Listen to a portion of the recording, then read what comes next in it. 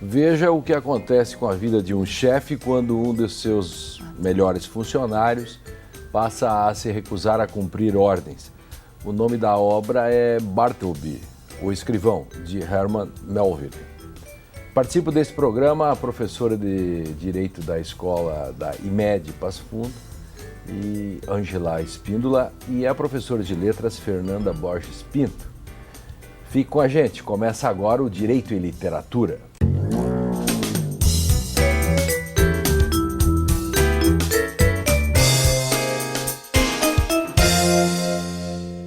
Olá, no Direito e Literatura de hoje, que tem o apoio do Programa de Pós-Graduação em Direito da Unicinos, vamos falar sobre um conto, Bartleby, o escrivão, do escritor norte-americano Herman Melville. O conto Bartleby, o escrivão, foi escrito e publicado de forma anônima em 1853. A obra conta a história do escrivão, Bartleby, que desafia o patrão, negando-se a executar tarefas. Bartleby, exerce um poder, assim, sobre o próprio chefe, sendo capaz de fazê-lo mudar de escritório. Só que depois acaba preso. Ao final, o empregado Bartleby não tinha outro lugar para viver que não fosse o próprio local de trabalho. Bem, para fazer o debate sobre esta narrativa, recebemos a doutora em Direito e professora da Universidade Federal de Santa Maria e da IMED, Ângela Espíndola, e a professora e doutoranda em Teoria da Literatura da PUC, Rio Grande do Sul, Fernanda Borges Pinto. Então... Bom, Bartleby, o escriturário, ou escrivão, dependendo da tradução, foi publicado anonimamente numa revista em 1853 e publicado em livro em 1856, em um livro de contos do Herman Melville chamado Piazza Tales. Na época, a obra não teve uma grande repercussão, como toda a obra do Melville não teve enquanto ele estava vivo ainda, né? Foi uma obra que teve um reconhecimento póstumo depois da morte do autor. O Melville é muito famoso, principalmente por ter escrito Moby Dick, que é um romance de 1851. Isso. E também um outro conto ou novela do Melville que é bastante famoso, que inclusive, né, já teve uma discussão aqui no Direito e Literatura, é o Benito Sereno, né, que faz parte também desse mesmo livro, Piazza Tales, em que o Bartleby consta. Como é a história, então, dessa novela? Ela é narrada pelo patrão do Bartleby, né, que é um advogado que tem o seu escritório e está precisando de mais um escriturário para ajudá-lo com as tarefas.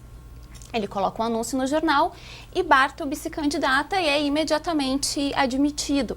Ele se propõe no início do conto, o chefe, a contar a história de uma das personalidades mais excêntricas que ele já conheceu na vida. E essa personalidade é o Bartleby. Ele chega no escritório, é um jovem alto, tímido, pálido, que é o primeiro a chegar no escritório e o último a sair. Ele não interage com as pessoas, ele passa o tempo inteiro copiando. E, a princípio, é o exemplo para os demais funcionários, né?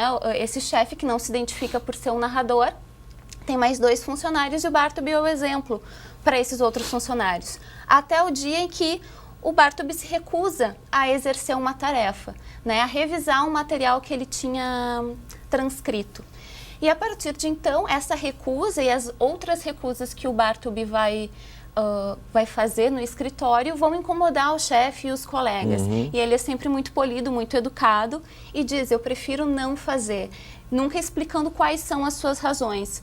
Chega um dia, então, que o chefe descobre que ele é o primeiro a chegar e o último a sair porque ele mora no escritório, ele passa o tempo inteiro lá. E, então, começa, então, esse embate do chefe querendo que o Bartleby se mude e o Bartleby dizendo que prefere não fazê-lo. Claro. E até o momento em que o chefe, o patrão... Ele que se muda. Ele que se muda, o patrão porque que se muda. É a solução para ele se livrar do Bartleby de algum modo. Só que o problema não termina, porque ele se livra do Bartleby, mas o Bartleby continua morando no escritório, até chegar um outro advogado, né, com outros funcionários, e o Bartleby então ser preso, né, esse outro advogado chama a polícia, o Bartleby é preso e acaba morrendo na prisão. Pois, Ângela, essa narrativa, né, é uma narrativa, é um conto. Aliás, na capa está escrito assim, não compre,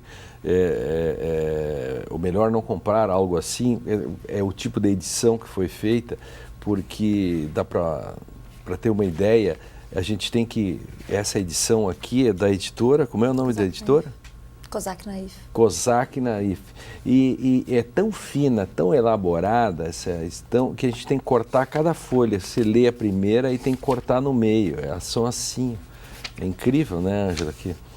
Então, é costurada, né? Costurada. Primeiro é costurada, depois tem que cortar as folhas. Assim. É como se fosse, de fato, um testamento ou algo feito por um escrivão. Acho que está bem relacionado, né? E as relações que se travam nesse conto, né, Ângela, são um pouco kafkianas, assim, são complexas, angustiantes até, né, pelo comportamento desse Bartleby, né? Na verdade, ele cria uma fórmula, né, o protagonista, a fórmula do eu prefiro não. Isso. Em inglês é I would prefer not to. Eu prefiro não fazer, eu prefiro não comer, eu prefiro não ir. Não é que ele se negue, a negativa acaba sendo uma consequência disso. Só para complementar ali, a editora está dando tato ao texto, né? Ela está dando textura ao texto. Acho que isso é bem sinestésico. O texto é de uma riqueza absurda, assim, né? Sim, ele lida um pouco com o absurdo, já que tu chamaste o Kafka, né? Ele é um texto que dá margem a inúmeras compreensões, interpretações, e eu acho que dá para alinhavar bem com o direito. A gente pode apontar esse comportamento dele, né, do Bartleby, que do dia para a noite, que era o melhor funcionário, assíduo e competente, fazia tudo com muita rapidez e com qualidade. Da noite para o dia ele começa a preferir não. Até que isso vai se desgastando, até que ele realmente não faz nada, sequer cuida da própria subsistência, sobrevivência, e acaba morrendo. A gente pode apontar isso como uma forma de pensar sobre a inoperância de um sistema. A gente pode observar a indiferença dele para com o entorno, né, consigo mesmo. Dá para observar aí a apatia, né, um certo autodescrédito, uma certa desesperança, né? Na penúltima página do texto, o narrador diz, não, eu comecei a contar essa história porque é a pessoa mais excêntrica que eu já conheci, né? E ele me fez perguntar sobre a origem dele, né? Quem é ele? Sim. E o porquê que ele preferia não. E essa é uma das chaves do texto, e acho que é porque esse texto ainda é tão discutido ainda hoje, e reatualizado, enfim, que é essa questão, a gente não consegue nunca saber os porquês do Bartleby, né? A gente pode, por exemplo, tentar pensar o que... talvez essa recusa, se é que chega a ser uma recusa verdadeira, o que isso implica.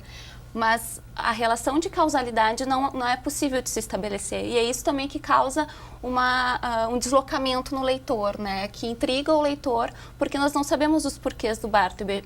Podemos cogitar, mas certeza, inclusive o próprio patrão, não tem. Sim, ele diz logo no início, ele diz que, na verdade, é impossível, né, se ter qualquer certeza acerca de quem é ele e do porquê que ele fazia isso. É tão complexo. Vai. E olha só que interessante. No final, dá pra gente fazer um certo jogo. O texto é muito rico, né? No final, ele diz assim, não, eu quero saber quem é esse cara. E no início ele diz assim, como é impossível saber quem ele é, eu vou começar falando de mim. Porque, claro, ele, o narrador, também está naquele que ele está lendo. Porque, na verdade, o narrador está lendo o Bartleby, né? O porquê que ele faz aquilo. É uma boa metalinguagem essa questão, né?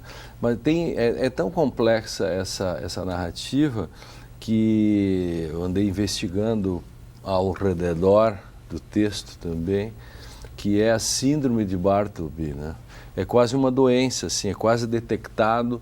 O comportamento do Bartleby, né, Fernanda, é algo que é quase uma síndrome, assim, né? Sim, essa ideia da síndrome de Bartleby foi discutida pelo escritor espanhol Henrique Villamatas no livro Bartleby e Companhia, em que ele fala de diversos escritores, alguns reais, outros não, que pararam de escrever por algum motivo, que se recusaram ao ato da escritura e o quanto esse ato também pode ser rico, essa recusa. Então, essa síndrome de Bartleby seria uma síndrome que pode acometer alguns escritores. E foi, então, esse texto ele foi reatualizado pelo Villamatas em 2000, né, foi publicado em 2000, e traz de volta, então, essa história do Bartleby. E o próprio romance do Villamatas se utiliza do personagem e reconta, em parte, a história do Melville. Porque é um processo que a Ângela também falou antes, né, de uma...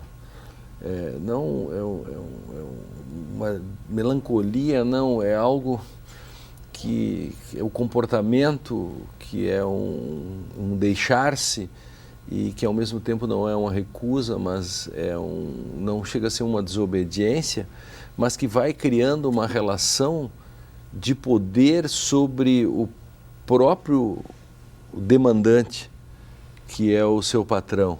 Claro, e esse demandante, até o Bartleby se recusar a fazer, a dizer eu prefiro não fazer, o fato de ele ser magro, esquálido, de ser o primeiro a chegar e o último a sair, não era algo realmente preocupante.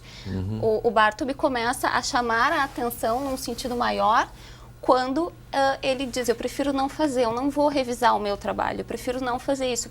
Aí a atenção do chefe começa realmente a ter foco nele.